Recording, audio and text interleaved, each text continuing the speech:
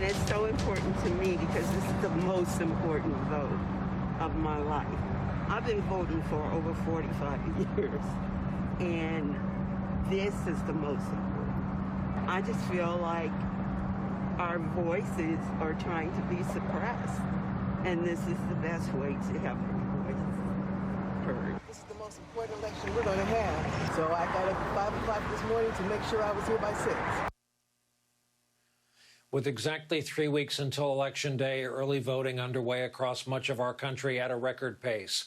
Lines stretched early in Texas, where polling places opened up today.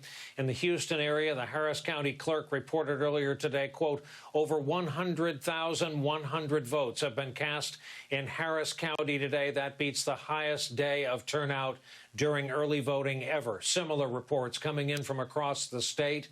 We are happy to be joined tonight by NBC News correspondent Priscilla Thompson. She's been at an early voting location all day, the county's only mail ballot drop-off location, thanks to Texas Governor Abbott. Priscilla, what did you see all day? What kind of stories did you hear? Well, Brian, if the numbers are any indication of the mood here on the ground, there is certainly a lot of enthusiasm here in Harris County. The latest numbers we have after polls closed, more than 128,000 people in the county turned out to vote here on the first day of early voting. A new record, but also that's on par with the first day of early voting in Georgia for the entire state. And that happened in one county here in Texas. And, you know, we were here at 5 a.m. when voters began lining up hours before the polls opened. And I asked folks, you know, why are you here so early? And they told me they wanted to make sure without question that their votes were counted. And when I asked them about the issues that were going to be on their mind going into that voting booth, I heard things like health care, jobs and the economy, coronavirus, and also social justice, racial justice, wanting a candidate who will unify, or a president who will unify the country. And I've got to tell you, the name that most voters gave me was Joe Biden and Kamala Harris. Now, you know, Harris County is largely a Democratic stronghold, but if the turnout here is any indication of what we're seeing across the state, it's certainly going to be an interesting race to watch here in Texas. Brian? Priscilla, thank you for that live report. You're in a fascinating place at a fascinating time. And indeed, here to discuss this more, two returning veterans for us. Jason Johnson, campaign veteran, contributor to the GRIO, professor of politics at Morgan State University, and Michael Steele, former chairman of the RNC, former lieutenant governor of Maryland, these days the host of the Michael Steele podcast, and notably senior advisor with the Lincoln Project. Relevant to our conversation, Michael is also chair of the U.S. Vote Foundation, a private, nonprofit, nonpartisan public charity aimed at helping get more people to the polls. So, Michael, I'll begin with you.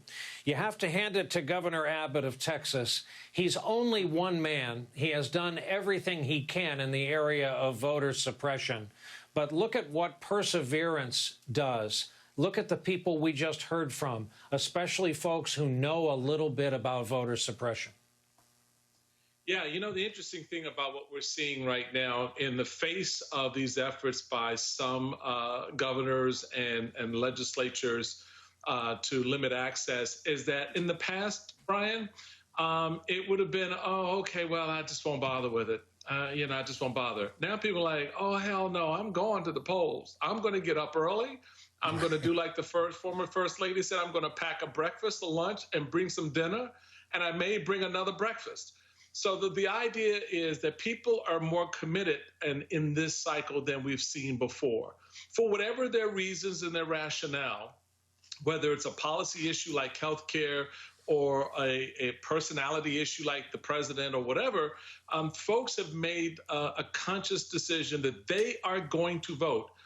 And so for the work that we do at the U.S. Vote Foundation, it is critical that, not only our foundation, but other organizations that have access to these gateways to voting in the various states around the country are made available and are a ready resource for people every single day because they're committed, as the report just showed you.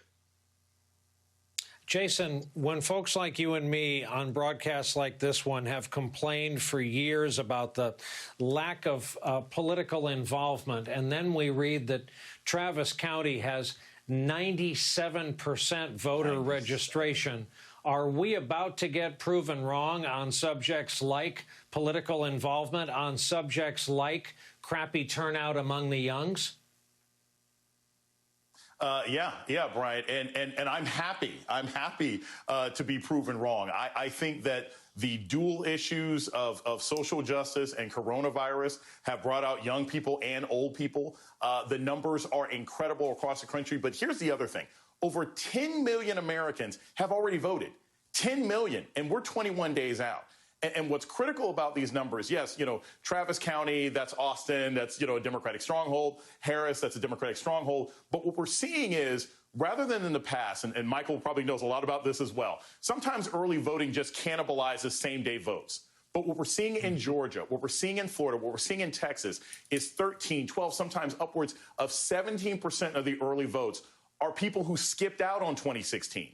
And they tend to lean Democratic. So we are looking at, if these votes are actually counted, they're not thrown out by some sort of chicanery by the Republican Party, we're seeing a turnout of young people and black and brown people at levels that we probably haven't seen in this country in the last 50 or 60 years.